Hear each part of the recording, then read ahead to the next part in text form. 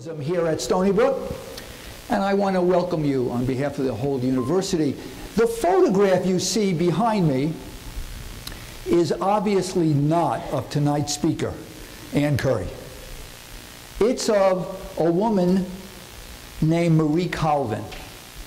And before I introduce Ann and bring her out onto the stage, I need to tell you something about Marie Colvin, because if it wasn't for Marie Colvin, we would not be here tonight.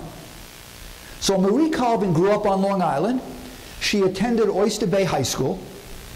Her friends remember her as a quote-unquote strong personality, if you know what that means. She was by turns brilliant, rebellious, irrepressible, and those characteristics would just get more pronounced as she got older. She also had a taste for the glamour, okay? She was very fun-loving. She graduated from Yale in 1978 as an anthropology major, but had found her first love, which was journalism. And for the next 35 years, Marie Colvin became one of the most intrepid, fearless foreign correspondents in the world, reporting mostly for the Sunday Times in London. Wherever war and conflict broke out, Marie Colvin went to the scene. Kosovo, Chechnya, East Timor, Iraq, Sri Lanka, where she was wounded by a rocket-propelled grenade and lost sight in her left eye.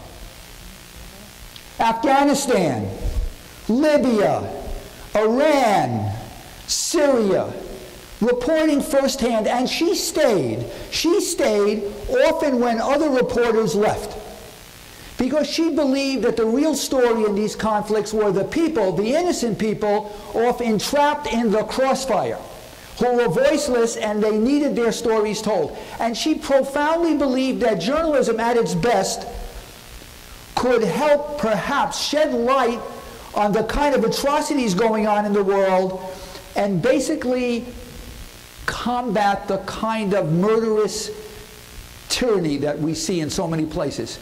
And of course it was an idealistic aspiration, but one she devoted her life to. In February of 2012, Marie Colvin was killed covering the war in Syria. And I want to read you something. This was her last dispatch, part of it. She was 56 years old, by the way.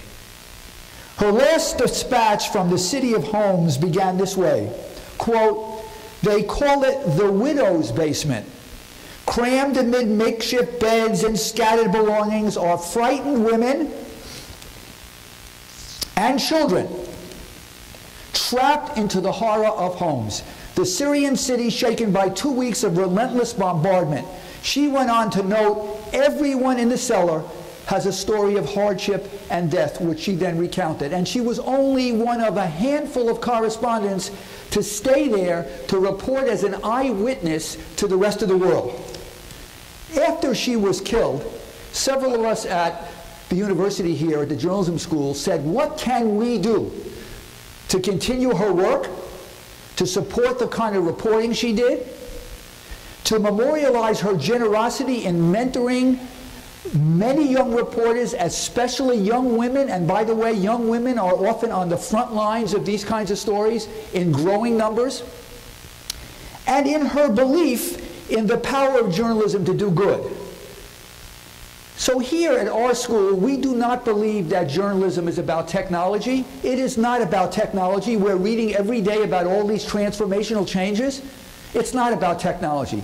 It's about knocking on doors and getting to the bottom of stories. It's about asking people in authority tough questions and not being intimidated. It's about not accepting no for an answer when you're chasing information in the public interest. That's what journalism's about. That's what Marie Colvin believed in, and so we were determined to do something about it.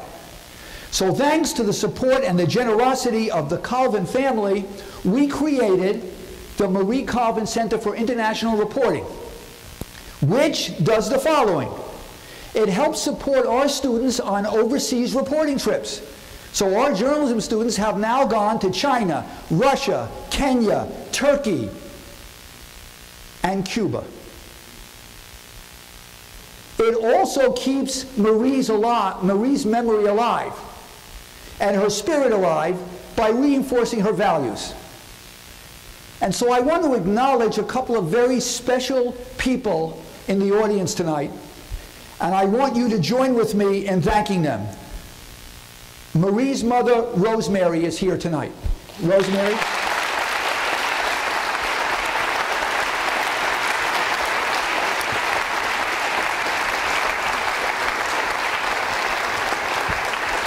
I'm going to ask, when I finish reading this, there's 4 or 5 people for the whole family to stand, if it's okay.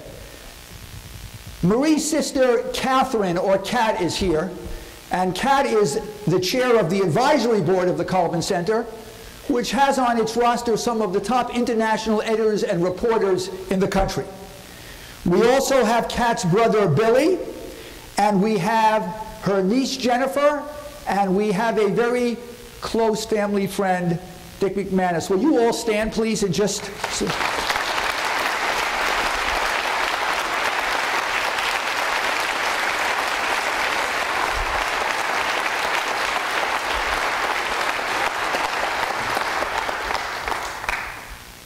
So the center's mission is also to raise public awareness about the need for this kind of reporting at a time when many news organizations are cutting back on the number of correspondents they have overseas, and how crucial it is for us here in America to get firsthand eyewitness accounts from trained people.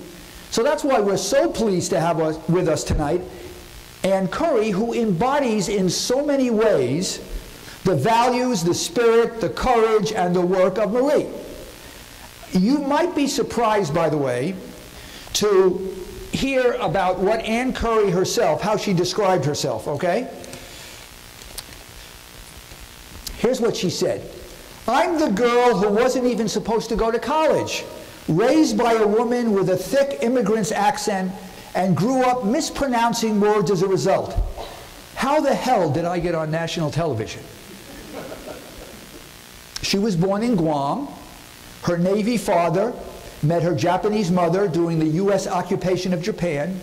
She graduated with a journalism degree from the University of Oregon, the first in her family to get a degree, although she was going to school along with her father, who was also going to college in the GI Bill. She became the first female reporter at a local TV station and then rapidly rose through the ranks. She became an anchor and a reporter in Portland and Los Angeles. She went to NBC in Chicago, and then she got her job as a co-news anchor and then the news anchor on the Today Show and became the anchor at Dateline. What's extraordinary to me is that as Ann Curry grew to be a television personality, which she is, so she was listed, this is everybody's hope, of course, she was listed as one of the 50 most beautiful people by People magazine, okay? She was a personality, or is, but yet she refused to cut back on the kind of work that she says animates her life. She landed the first interview with Iranian President Mahmoud Ahmadinejad. She was the first TV anchor to report from Kosovo. She was the first on the ground to report on the tsunami. She was the first to document the genocide going on in Darfur, for which she won the Wiesenthal Prize for Courage and Valor. She continues to report those stories that matter. Right now, she is currently reporting on arguably the most important story in the world, which is the Iranian nuclear talks. So it gives me great pleasure to introduce Ann Curry.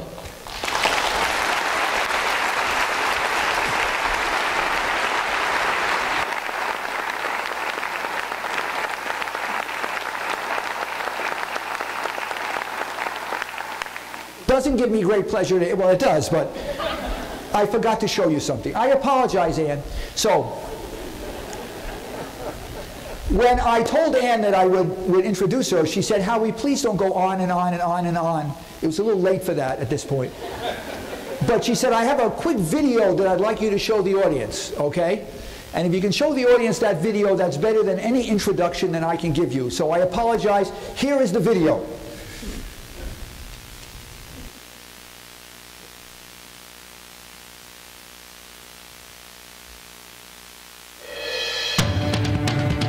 Back from the Albanian border and 3 miles from the embattled city of Aleppo. The Beirut neighborhood under Hezbollah. Ann Curry is at the empty border camp at Blase. NBC's Ann Curry is in the Pakistani capital. The first American journalist on the scene. Turkey's prime minister sat down for an exclusive interview. My colleague Ann NBC's Curry, who has been covering this crisis, is back in that dangerous region.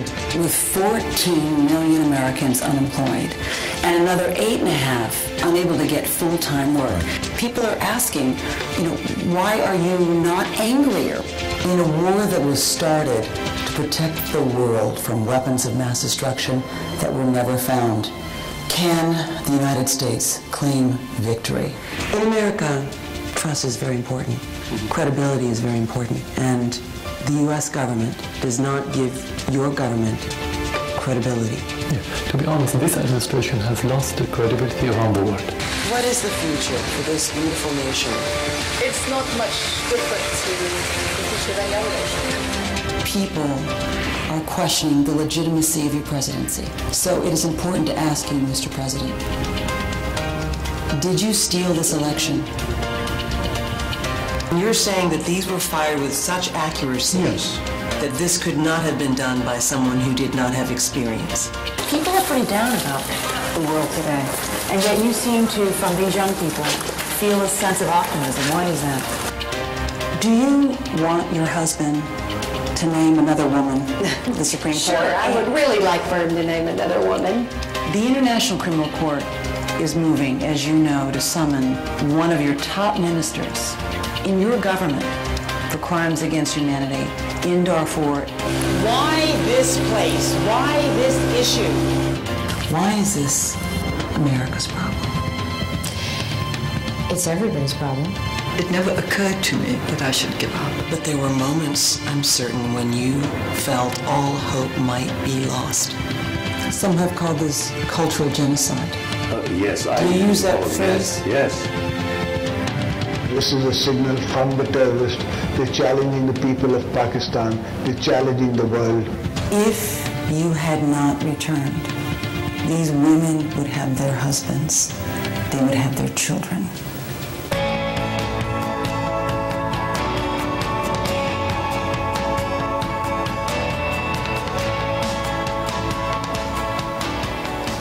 So now, ladies and gentlemen, really join with me in welcoming Ann Curry. Ann?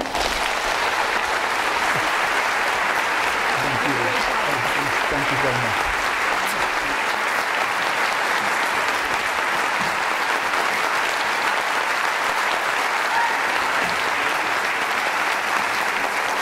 Good evening, everyone. First, I have to apologize because I know I must be disappointing you, as Howie had mentioned that I was once named one of People Magazine's 50 most beautiful people or something like that. I'm really sorry that I'm disappointing you by my appearance here tonight. I want to give, first of all, a warm good evening to the beloved family of the one we all honor here tonight, Marie Colvin. And especially to you, Rosemary. It's been such a delight to say hello to you, and I can see so much of where Marie and also your daughter, Kat, gets it. So I applaud you. Also, a good evening to Journalism Dean Howie Schneider, who we just heard from, who's a very good speaker, if I may say. Also to your community, to your faculty, but if I may, especially to you, the students of Stony Brook University. I am happy to hear that in spite of all the fears and hand-wringing about the future of the profession, many of you in the audience are journalism students, including some future foreign correspondents. That would indicate that you are among the truly committed. Well, I'm here to tell you that not everyone who is committed is crazy. You are joining an ancient tribe, a continuum of truth seekers who have taken up the baton and run into the headwinds. one generation after another, reshaping our profession, beginning from the days of the Stone Age storytellers to town criers, from city editors and newspaper boys to radio reporters and newsreel producers, from television newscasters and live reporters to now the one place where we'll all likely find a home, the unpredictable and intoxicating web. Journalism is only as good as the character and the motivations of the people who practice it. In this way, we can think of it as almost being alive, rising and falling in quality amid an always secret yearning for the next Murrow and Woodward, Cronkite and Christoph, Gellhorn and Colvin. Soon, it will be your turn to take up the future. Will your priority as writers and video storytellers, and now perhaps also as curators and news technologists, be the most page views, downloads, followers, and retweets, or whatever future measure of popularity will arise? Or will your top priority be the quality of the information you send out into the world, making sure that it resonates, enlightens, and empowers? Of course, the best of all worlds would be a fully transparent future in which both of these motivations are not, as they are too often today, mutually exclusive. It is always good when stories that matter are also popular. I've seen it actually happen more than once, and I've wondered if there's a chance that the web, which is not just worldwide but also fathomless, could spark a new age in journalism, offering limitless quality reporting, or at least in a greater volume than we currently see today. There are signs that this could happen, but it seems too much to hope for, given the uncertainty over how the web will fund the cost of journalism, especially international reporting and also investigative reporting. So allow me to suggest that in addition to all the ethics we learn about in journalism school, including not breaking privacy laws, aiming for accuracy, not just in fact but in tone, and in protecting your sources even if it means going to jail, there is one more ethic that is less mentioned. I believe that being willing to stand up and fight for stories that matter to the world is a fundamental ethic of journalism, which is to say it's not an option. It's a requirement for every journalist. The opportunity to do so may come to you in some surprising ways. One afternoon, as I was about to leave my office for the first of what would turn out to be 6 trips to cover the war crimes in Darfur, a fellow correspondent dropped by, and he said something that I have never forgotten. He said, "You're brave to go." And I responded, "Well, not so much really, because you know the Janjaweed militia are really aiming at black Africans. They're not really attacking American news reporters." And he said this, he said, "No, I mean you are brave because no one cares about a story in Africa." What he was saying was that I was risking my career and my standing with my employers to cover a story about a dictator accused of atrocities on his own people that had left more than 1 million people dead or on the run because it was happening in a place that America didn't care about. This year was 2006, and it was a time when there was relatively little reporting, comparatively, about Africa. And it had been very difficult to get the story green-lighted for a lot of reasons. It had taken me, in fact, years. But let me ask you this. If no one knows about a thing, does it practically exist? Whenever injustice and human suffering, including atrocities, systematic rape, and ethnic cleansing, all of which occurred in Darfur, are not reported wherever they happen, how does anything change? How does an uninformed world even begin to set it right? Had journalists chosen not to cover Martin Luther King's marches against discrimination to the degree that they did, would the civil rights movement have transformed America as it did? Had journalists not reported the atrocities in Kosovo, would the world, having not known enough or done enough to stop the war crimes in Bosnia, intervened as it did? Had journalists actually reported the systematic mass murders of Jews across Eastern Bloc nations in the years leading up to World War II, and then during the war, the atrocities of Hitler's concentration camps, would so many have died? These are just a few of the many examples in history, both big and small. We often fail to see in our own time the significance of what is happening around us. It is the job of the journalist to look for the significance of events and to reveal them. And yes, we can and should tell people what they want to know. But when we spend a disproportionate amount of time and copy on stories we know really don't matter, we distract people from what they really need to know to be fully informed, and it's a kind of theft. Journalists are not activists, and we are really also, though, not really just sitting on the sidelines of history. We are bearing witness, documenting testimony, and reporting the challenges of our time so that humanity is empowered to set a course for a better future. In this way, I don't know how we are not obligated ethically as journalists to give voice to the voiceless. The least considered among us, the poor, the disenfranchised, the discriminated against, certainly deserve to be heard as equally as the rich and the beautiful and the powerful. Actually, I have found that those who are rarely heard often have the most to say. You may not know that the war in Congo has been one of the deadliest in history. In 2008, our news team went to go and cover it, and we discovered that the use of rape as a weapon of war was so pervasive that there are actually entire villages in Congo where not a single woman has been spared. There we met Sifa, a beautiful 18-year-old girl. She told us she was about 16 when she saw her mother and father killed. The killers then kidnapped her and chained her to a tree and kept her there until they decided she wasn't worth anything anymore and left her for dead.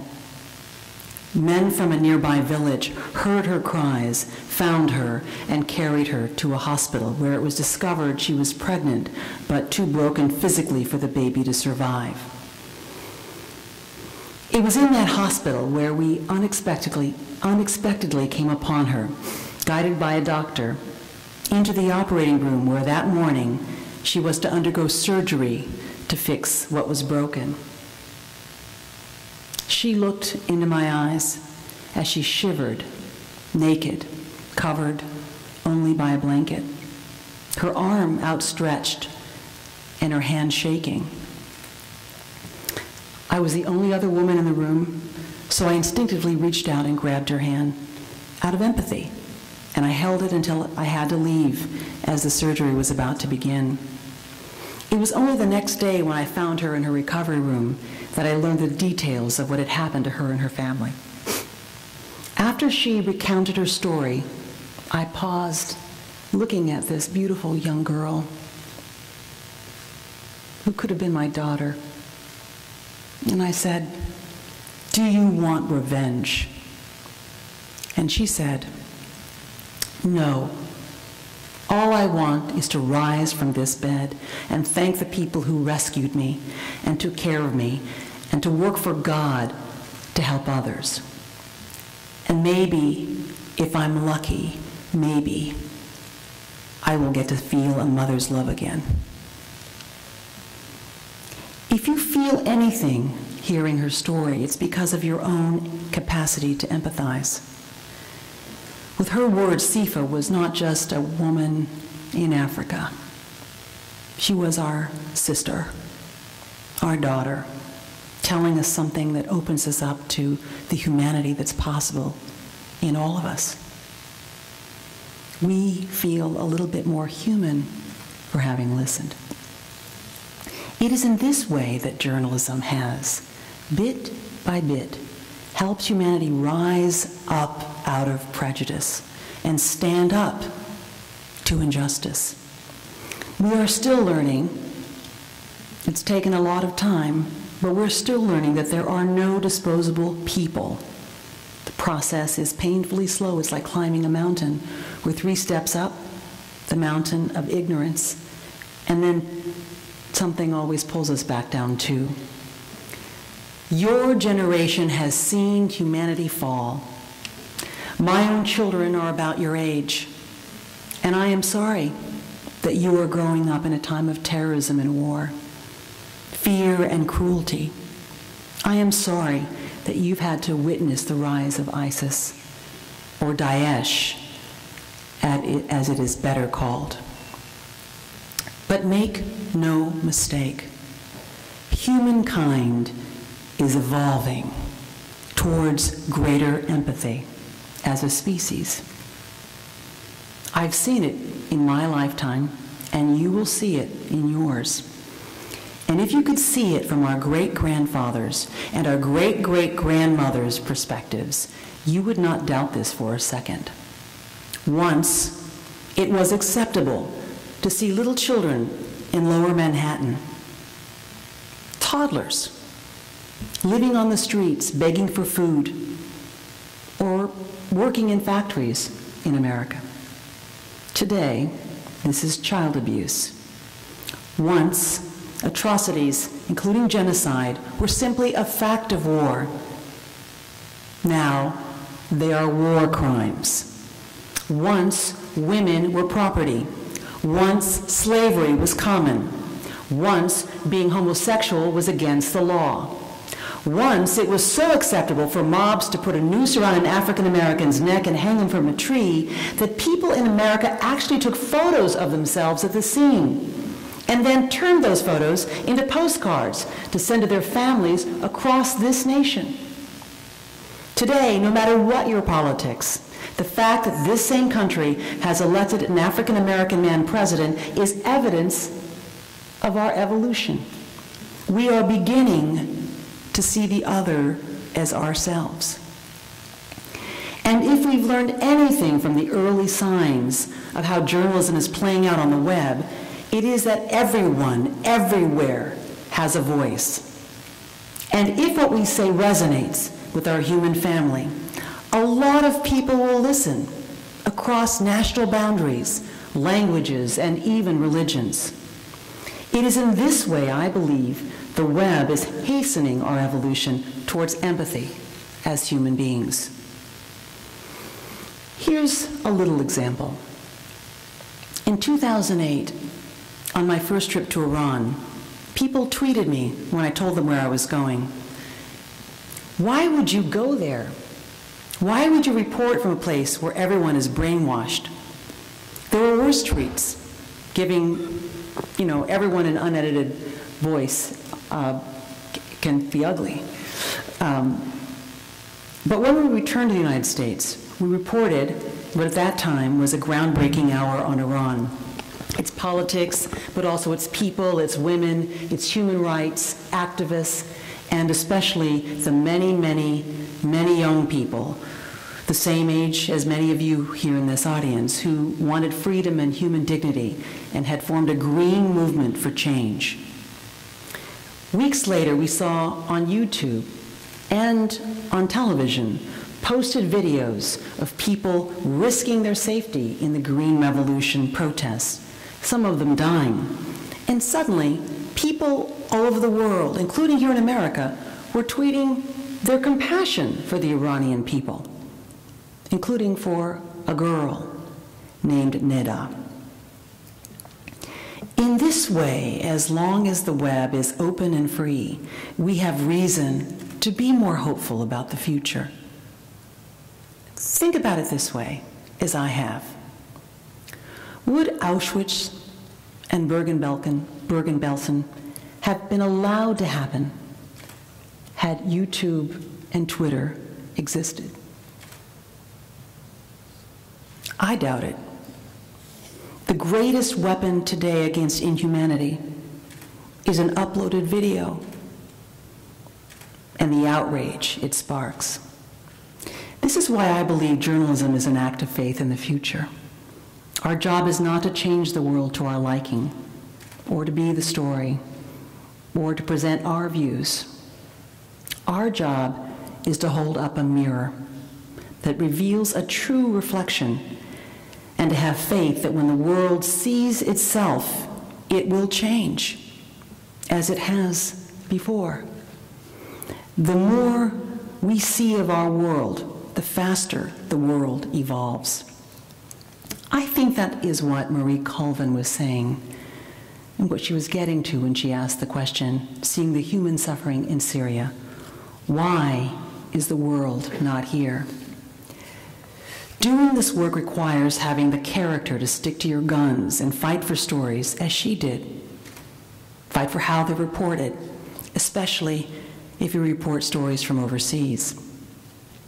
You will find that truth is at once powerful and yet at the same time deeply vulnerable. Indeed, you may even at times need to defend it from the efforts to control it, surging across multiple fronts. So I say to you young people thinking about journalism, choose your battles, but prepare yourself. Journalism can be as messy as a street fight. In those moments, it will help you to know what you're fighting for. I hope something I've said tonight will help you with that. I hope you will see it is for a better world, a better future. Sometimes, when you're lucky, you will see something happen, sparked, helped by your work. After one of our stories, $1 million was donated to a humanitarian cause. After another, a little girl orphaned in the Central African Republic was adopted by a family in upstate New York. After another, a boy got the surgery he needed. After another, a girl lost in Japan's tsunami was able to reach her parents by phone.